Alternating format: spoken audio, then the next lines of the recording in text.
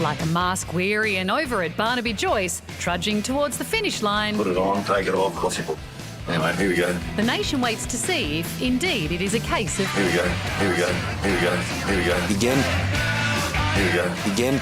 The message of the day... What's important is we stay calm. Alert, not alarmed. We are vastly better prepared than the overwhelming majority of the world. But an additional layer of protection may be required. The federal government reportedly considering pushing back Wednesday's reopening of our international borders to visa holders and bringing forward booster shots. I have asked ATAGI to review the booster timeframes. If they recommend changes, we will follow those changes. For domestic travellers nervous about interstate Christmas plans, promising signs. I'm hopeful that we can stick to our normal timetable. Nothing has changed at this stage. I'm having a National Cabinet meeting tomorrow with the Prime Minister and the other premiers.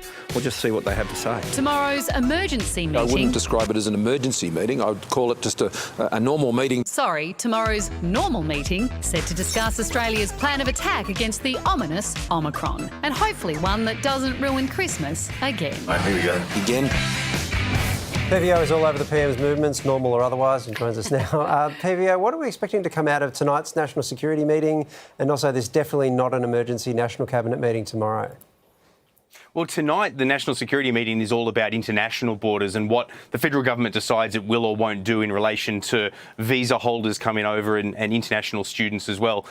Tomorrow, National Cabinet is a bit harder for Scott Morrison because, as we've seen throughout the pandemic, he doesn't really have the power there. It's the state premiers who do. And I imagine it will be Scott Morrison trying to convince them not to put border walls up, particularly ahead of Christmas and also, from his perspective, particularly ahead of the election. Seems unlikely that he's going to be able to let those foreign students come back on those student visas. I mean, that was due to happen Wednesday. So if you had to look forward to any announcements tomorrow, does he have, do you think, the passion to shut the international border?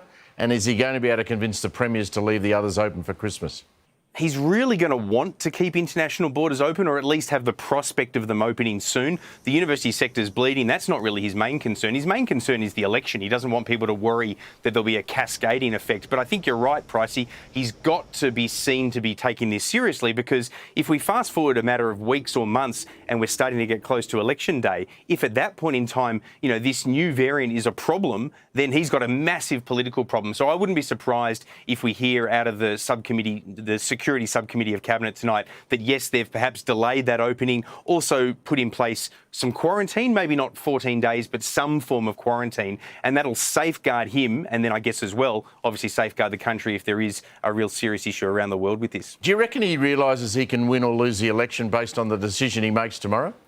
I think he does, and that's why he's going to be treading very carefully. And he doesn't, the premiers don't owe him anything. There's been so many spats back and forth over that, so it might not be his call. But if they do shut the border, how does Scott Morrison campaign? He already can't get to WA. One of the reasons people think he might want a May election rather than a March election is a desperate hope that the borders open up. He can't afford to spend 14 days in quarantine when he's in the middle of an election campaign. It was interesting to see the Health Minister turn a negative into a positive today. Australia being towards the back of the vaccine queue means we're more freshly vaccinated than other countries. Is that just spin, or are we about to Bradbury the hell out of this, do you think? Well, it's actually true, but just by pure dumb luck. It is true that if you don't need to go as far in to get the booster and we've already got the supply, then Greg Hunt's right. But that's absolute political spin, because it doesn't change the fact that they botched the rollout at the start. And we would also be further down the path by now. We know Australians aren't vaccine hesitant, so we would have even more people double vaxxed, particularly in some of the states that don't have COVID as much as, for example, Victoria and New South Wales. Hey, PVO, let's talk about the real big news today. Steakgate. This is, of course, the photo that Anthony Albanese and the Victorian Premier put together there. That is them in front of a barbecue. What are people saying? What's the scandal? Well, that's just two blokes casually cooking steaks on a barbie. Although keen-eyed social media users have zoomed in on the steaks and realised they haven't got grill marks on them at all. Doesn't look like they've been cooked on a barbie, and the barbie appears not to be on. And the clothing. Don't forget the clothing. No, I always wear a suit at a barbecue. So what, they're saying that it's staged? They're saying it's completely staged. PVO, what do you know? Well, that is one of the bigger issues. I'm glad you've raised it, Tommy. It's actually not the first time that we've had a state gate issue, because last week in Parliament, they tried to do a barbecue out the front of Parliament for some particular cause, and they weren't allowed by security to actually have an on barbecue with a gas bottle. So they pre-cooked all the meat, set up a barbecue, a fake barbecue, and then started eating it from there. So, you know, politicians, they will fake things over and over. Hold on. I'm being told, though, they've now said that there's nothing to see here. They had cooked it on the barbecue and there's no problem with it. But they said at the time they'd cooked it on the barbecue. We can't expect them to go, oh, you got us, guys. Well done.